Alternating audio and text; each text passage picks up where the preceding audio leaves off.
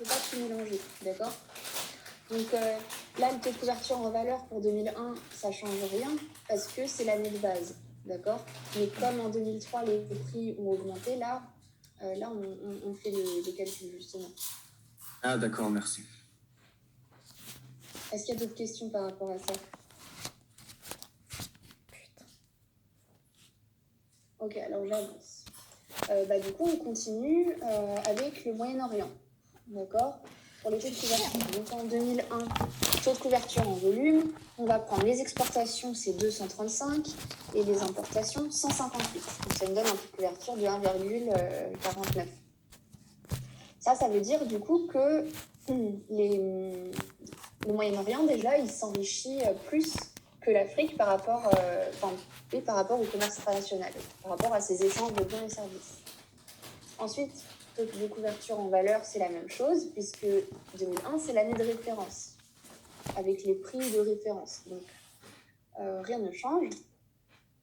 Ensuite, en 2003, taux de couverture en volume, c'est pareil, puisque dans l'énoncé, on nous dit que tout est resté constant, qu'on va échanger les mêmes quantités. Donc là, le taux de couverture, c'est exactement la même chose. Okay, en prenant en considération les prix de 2001, du coup, et le taux de couverture en valeur va prendre en compte les prix de 2003, donc l'augmentation et la diminution des prix. Donc, du coup, pour les exportations au Moyen-Orient, les produits miniers, les volumes étaient de 175, qu'on va multiplier par 0,9 pour la réduction de prix des produits miniers de 10%, plus 8 produits agricoles, fois 0,95 pour la diminution de 5% du prix, plus 52 de produits manufacturés, fois 1,05, du coup pour l'augmentation de 5% du prix. Et pareil pour les exportations. Oui. L'indice prix, il est pareil dans tous les pays? Oui. Dans l'énoncé, c'est ce qu'on nous dit. D'accord. Mais effectivement, dans la réalité, Saint-Lazare. Ça n'arrive pas forcément. Ça peut arriver, mais ça n'arrive pas forcément. En plus, là, comme c'est des régions différentes, normalement, elles n'ont pas vraiment la même monnaie, mais je pense que tout est mis en dollars. Mais bon, voilà, c'est un exercice simplifié. Donc, on fait pareil après pour les importations. Okay, chaque quantité multipliée par son indice de prix. Et on trouve du coup un taux de couverture égal à 1,36. Et donc, ce qu'on voit, c'est que aussi avec le temps, avec l'augmentation, diminution de certains prix, le Moyen-Orient bénéficie un petit peu moins qu'avant du commerce international. Il est toujours gagnant après, il n'y a pas forcément de perdant quand on regarde, même si on importe plus qu'on exporte. Hein. Mais c'est pour vous dire qu'il s'enrichit, mais un petit peu moins qu'en 2001. D'accord ?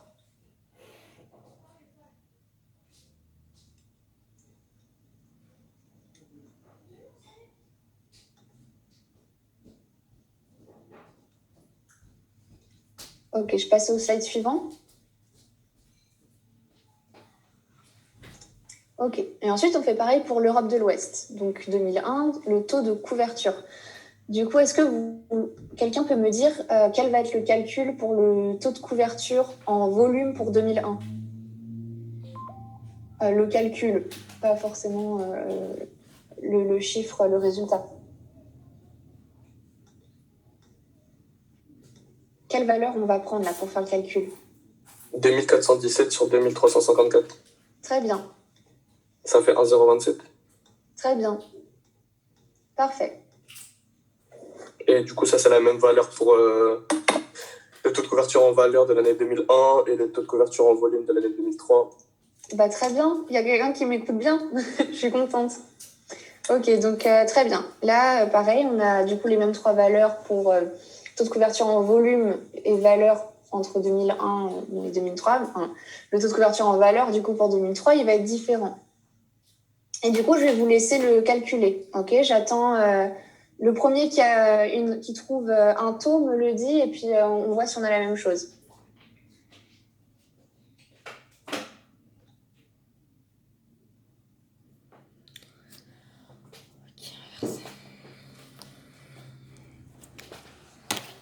1,034.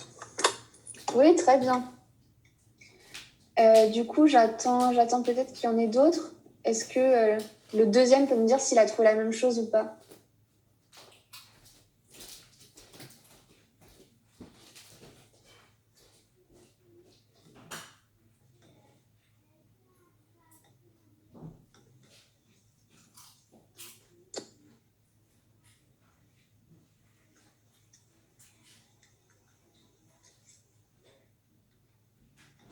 Allez, est-ce qu'il y en a un deuxième qui trouve? Oui, 1,34. Ok. Donc, du coup, voilà le calcul. Pour ceux peut-être qui se seraient trompés ou qui cherchent encore. Donc, c'est pareil que ce qu'on a fait avant. On regarde d'abord les exportations. Ok. Et puis, on va multiplier chaque volume par l'indice de prix. Et pareil pour les importations. Ok. On fait la somme de tout. Et donc, on trouve bien 1,034.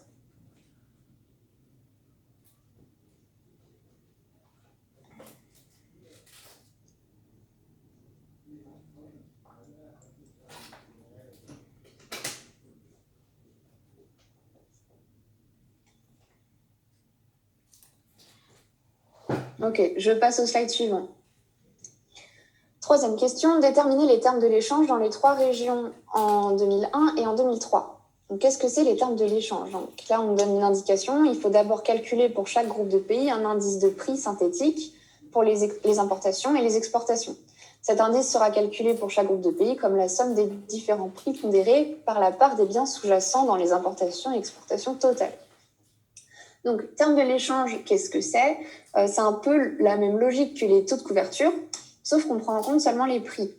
Okay, taux de couverture en volume, on faisait exportation sur importation pour voir à quel point nos exportations couvraient nos importations. Les termes de l'échange, du coup, c'est seulement en comparant les prix des indices de prix, donc le prix des exportations sur le prix des importations, pour voir en fait si on est avantagé par les prix seulement des biens ou pas, sans prendre en compte les volumes, d'accord? Pour calculer ces indices de prix, du coup, il va falloir respecter cette formule. Donc, en fait, le prix des exportations, ça va être égal en fait à la somme de cette multiplication. Ça va être le prix des exportations d'un bien I fois son taux par rapport au volume échangé. Ok, ça, c'est la part du bien I en fait dans les exportations totales pour ce calcul. Et pour l'indice de prix des importations, c'est pareil, mais du coup, on met l'indice M. Donc, ici, je vais vous montrer un tableau. Donc, il faut calculer, en fait, les volumes d'abord, les parts, en fait, on va calculer toutes les parts que représente chaque produit par rapport aux importations et exportations échangées. Donc, qu'est-ce qu'on fait comme calcul? En fait, on fait simplement, par exemple, pour les importations en Afrique de produits miniers, on va faire 15 divisé par 125. Et ça représente la part des importations de produits miniers sur toutes les importations en Afrique. D'accord? Et on va faire ça pour chaque truc, pour chaque produit. Donc là, toutes les importations en Afrique, elles sont divisées par 125, puisque c'est le total des importations. Pour le Moyen-Orient, tout va être divisé par 158, etc. Ok. Donc là, c'est seulement la part de chaque produit dans les échanges de chaque région. Côté importation et côté exportation. Et si vous faites la somme du coup de chaque ligne, ça doit donner à peu près 1. Ça peut donner 0,99 ou 1,1 parce que j'ai arrondi toutes les valeurs, d'accord? Mais du coup, comme on calcule des parts, la somme de chaque part, c'est 1. Donc là, si je peux donner l'intuition du calcul ici, en fait, 12% des importations de l'Afrique concernera les produits miniers. D'accord? Donc là, déjà, c'est un premier calcul à faire. Donc, je vais au slide suivant. Il y a toujours ce tableau que vous pouvez continuer de recopier. Et donc, pour calculer les termes d'échange en 2001, en fait, le terme d'échange, il va être normalement égal au taux de couverture, ok, pour 2001. Parce que les indices de prix sont égaux à 1 ou 100, d'accord? Donc, en fait, c'est comme si... Alors, attendez. Oui, en fait, parce qu'on n'a pas les prix, voilà, on peut pas avoir les prix. Donc, en fait, les termes de l'échange en 2001, ça va être pareil que le taux de couverture en 2001, d'accord? Parce qu'ici, on n'a pas les prix. On n'a pas les prix, on a juste des indices de base. Et on a un indice de base 100 pour 2001. Donc, voilà, on peut pas faire le calcul que je vous ai montré là juste avant. En revanche, on va pouvoir calculer les termes de l'échange en 2003. Donc, en prenant en considération toutes les variations de prix et les taux de chaque produit dans le commerce international. Et donc, pour l'Afrique, on va faire ce calcul. Donc, prix des exportations sur prix des importations. Donc, on va prendre, pour les exportations, on va prendre chaque part de chaque produit et puis multiplier par l'indice. Donc là, vous voyez, j'ai pas mis 0,90, j'ai mis fois 90. En fait, c'est la même chose, hein, ça revient au même, c'est juste que, comme là, en fait, c'est parce qu'on a une fraction ici qu'on peut faire ça. Tout à l'heure, je vous ai fait multiplier par 0,90 parce que ça donne vraiment la valeur, de chaque exportation de biens. Ok. Là, ça change rien. Là, c'est comme parce qu'on a un taux, donc je multiplie par 90. Mais comme on a une fraction, c'est pareil. Ok, ça garde les mêmes proportions, on tombera sur le même ratio. Donc là, 0,58, c'est 58% des exportations de l'Afrique vont concerner les produits miniers. Donc, on va les multiplier par leur indice de prix, 90. Ensuite, les 15 autres pourcents qui concernent les produits agricoles, on les multiplie par 95. Et les 26% restants qui concernent les produits manufacturés, on les multiplie par leur indice de prix 105. Ok, on fait pareil pour les importations. Et donc, on a ce ratio des termes de l'échange de 0,92. Du coup, qu'est-ce que ça nous dit ici? Donc, ce ratio, toujours, on le compare à 1. Ok. Ici, ce ratio, il est inférieur à 1. Ça veut dire que, en fait, le prix de nos exportations sera en général plus faible que le prix de nos importations. Et donc, ça veut dire qu'on ne sera pas forcément avantagé par rapport au prix du commerce international. D'accord? Ça ne veut pas dire qu'on s'appauvrit forcément ici, ok? Parce qu'il n'y a pas de volume. C'est possible qu'on exporte beaucoup et qu'on importe peu. Dans ce cas-là, les prix, même si le prix des exportations est plus faible, on va gagner de l'argent. Là, c'est juste pour vous dire que juste en regardant les prix, du coup, on va voir que l'Afrique est un peu désavantagée. Le prix de ses exportations est plus faible que le prix de ses importations. Donc, il va falloir... voilà, c'est juste un moyen de voir que, voilà, pour les prix, concernant les prix, l'Afrique n'est pas forcément avantagée. Ensuite, on regarde pour le Moyen-Orient, on fait le même calcul. On prend chaque ratio de biens d'exportation multiplié par chaque prix, divisé par la même chose pour les importations. Et on trouve des termes d'échange, égaux à 0,90. Donc là, pareil, en général, le prix des exportations est plus faible que le prix des importations.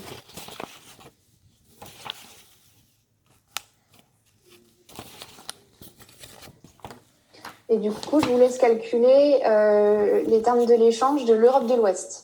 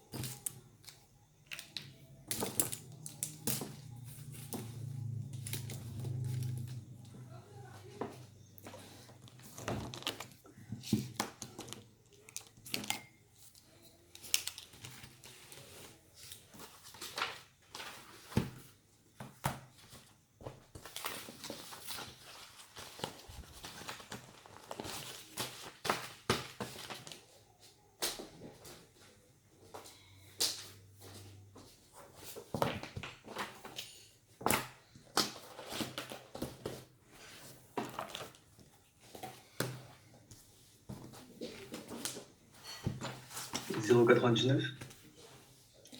Oui, c'est ça. Donc, je monte mon calcul. Moi, j'ai mis que c'était à peu près égal à 1. Parce que finalement, on a 102 sur 102,2, c'est à peu près égal à 1. Et donc là, qu'est-ce que ça veut nous dire? En fait, le prix des exportations et des importations, du coup, en général, vont être à peu près les mêmes. Et donc, les prix, en fait, vont pas être à l'origine d'un avantage ou d'un désavantage d'échange de biens et services.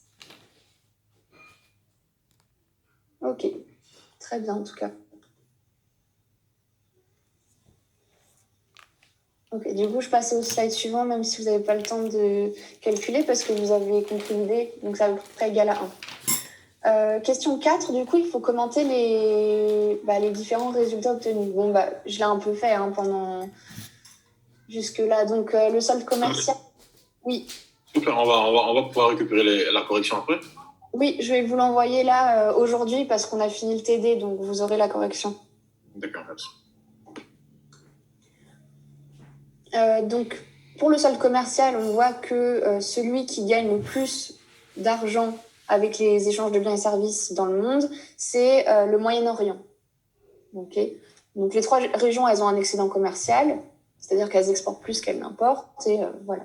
Donc, c'est ce qu'on peut voir. L'Afrique, c'est celle qui gagne le moins, mais elle gagne, d'accord, dans l'exemple. Et ensuite, pour comparer les taux de couverture, donc on avait trouvé ceci. Et puis, on voit du coup que l'Afrique s'enrichit moins en 2003 qu'en 2001. Elle s'enrichit toujours, mais elle s'enrichit moins. Et pourquoi? Parce qu'en fait, c'est à cause de la baisse des prix des produits miniers. Quand on regarde tous les chiffres là pour l'Afrique, on voit qu'elle exporte beaucoup de produits miniers, exporte beaucoup de produits manufacturés. Et ces produits miniers qu'elle exporte beaucoup, les prix ont diminué d'une année à l'autre. Et les produits manufacturés, leurs prix ont augmenté, et c'est ce qu'elle importe. Donc en fait, ces exportations vont valoir moins cher, alors que ces importations vont valoir plus. Donc son taux de couverture va baisser. Est-ce que c'est moi? C'est ça le Même travail. si elle gagne toujours, puisque son taux de couverture est supérieur à 1. Elle va revenir, elle va travailler tout le temps de moi. Mais c'est incroyable, toi. Ensuite, pour le Moyen-Orient, on avait donc ces taux de couverture en volume et en valeur. Et donc, on voyait pareil que le Moyen-Orient s'enrichissait moins. Vous pouvez revenir, Pareil. s'il vous plaît?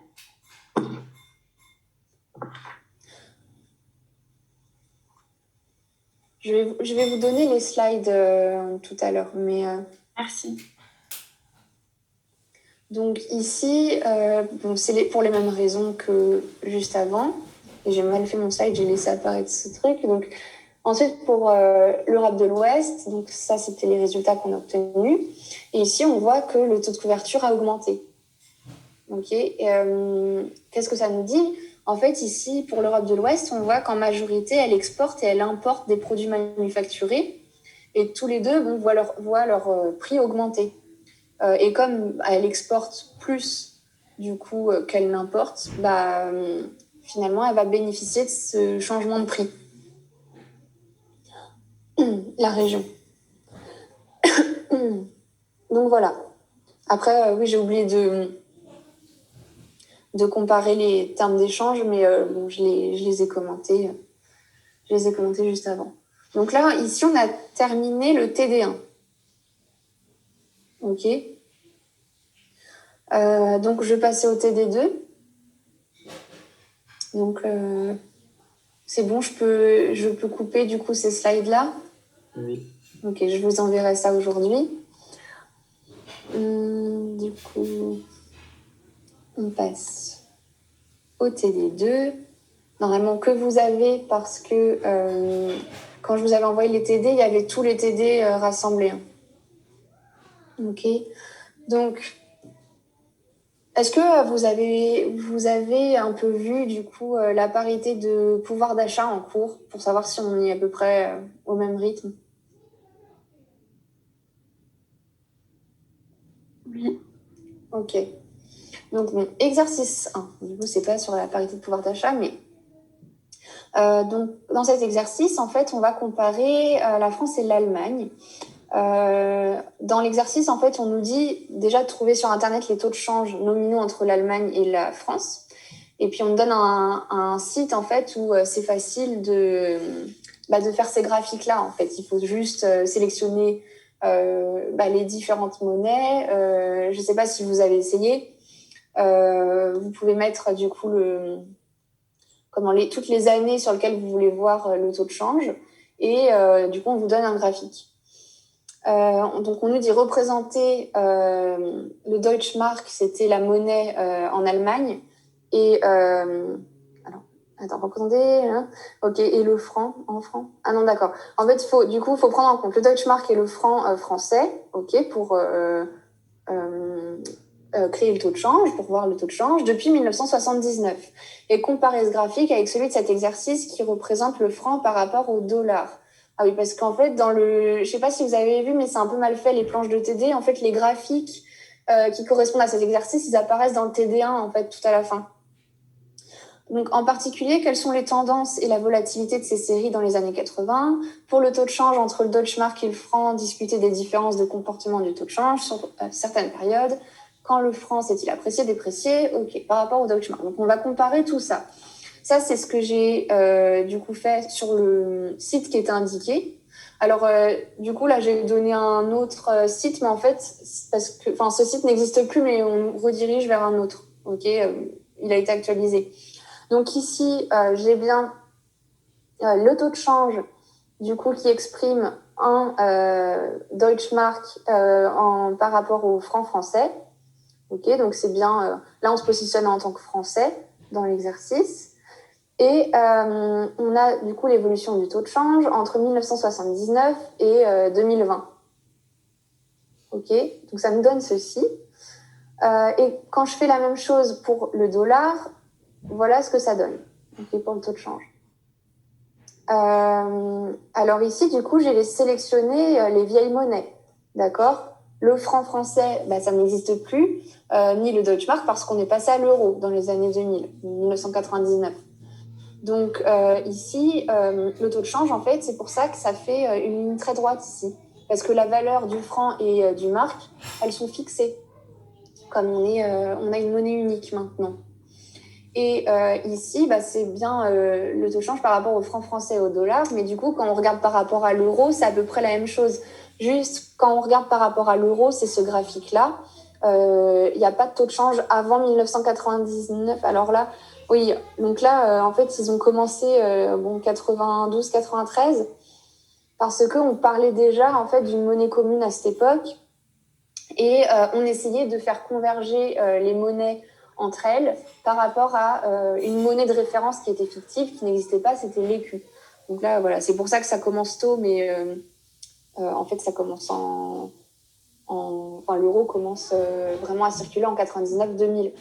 Donc là, en fait, ici, quand on regarde le taux de change par rapport entre euro et dollar, on voit que ça a la même forme que quand on prend en compte les francs, d'accord? Juste, ça n'a pas, vous voyez ici, le taux de change ne vaut pas pareil que ici.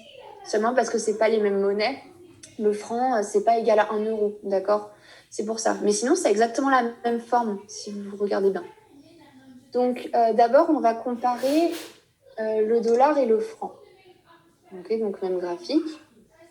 Par rapport, du coup, on va regarder toutes les variations et à quoi elles correspondent. Donc, première tendance déjà qu'on voit, entre 1979 et 1985, on voit que le taux de change, là, il a énormément augmenté.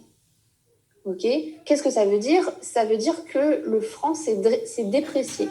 Ok, là, on se met du point de vue des Français, 1 dollar égale quelques francs.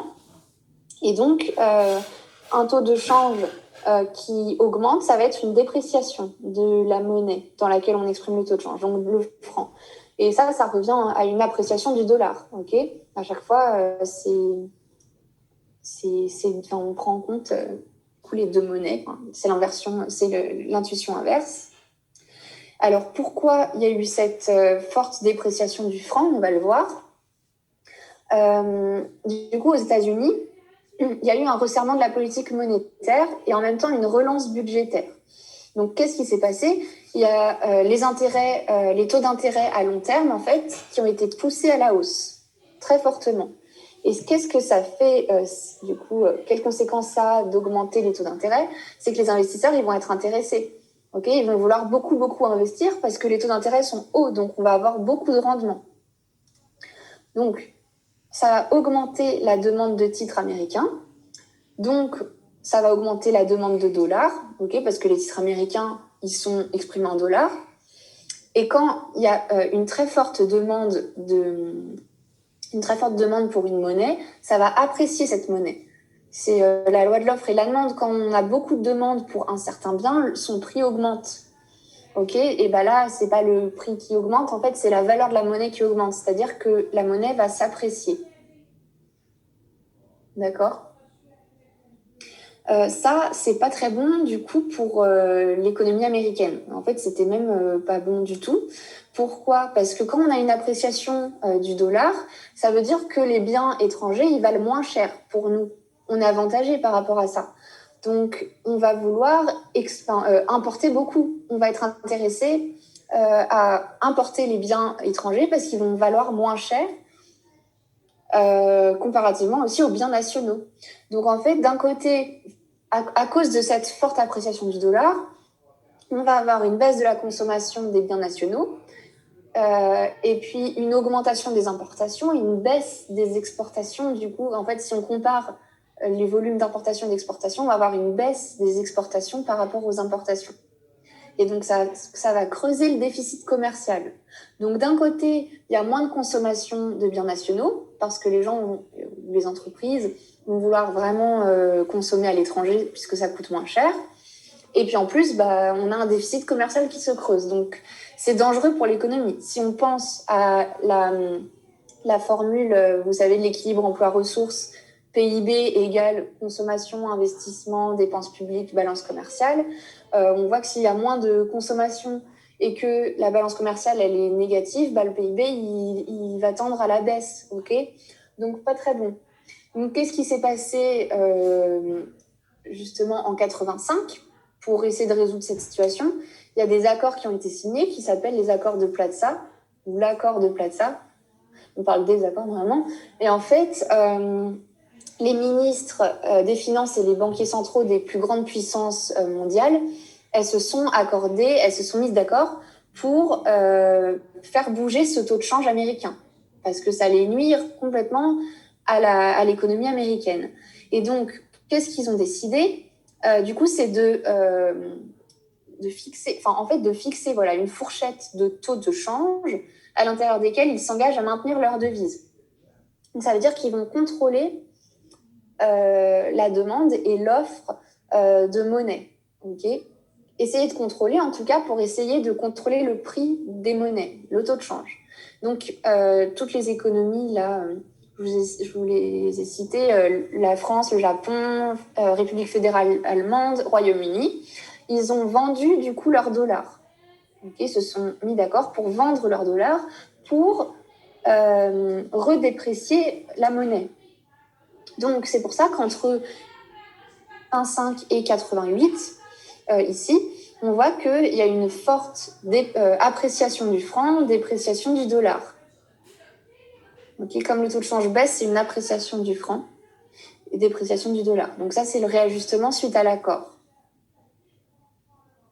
Donc, qui a été plutôt efficace. Hein. Vous avez vu qu'ils ont bien déprécié le dollar par rapport au franc. Et pareil pour, du coup, quand on compare le dollar et le Deutschmark, tout ça, hein, ils ont redéprécié le dollar par rapport à plusieurs grandes monnaies comme ça. Parce que les investisseurs du monde entier étaient intéressés par les titres américains. Du coup, le dollar, il s'est apprécié par rapport à toutes les monnaies. Ok, est-ce que je peux passer au slide suivant ?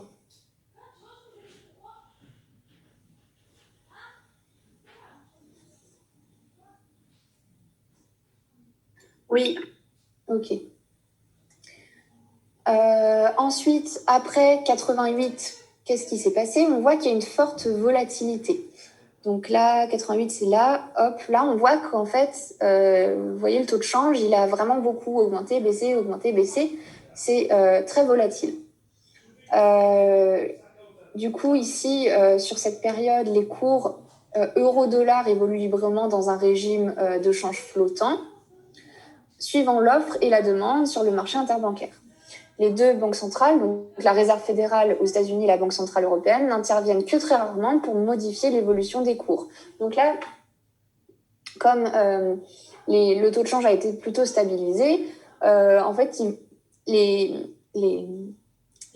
banques centrales des États-Unis et européennes vont laisser le taux de change fluctuer en fonction de l'offre et de la demande et interviennent dès que ça peut aller trop loin, d'accord, mais ils interviennent vraiment rarement.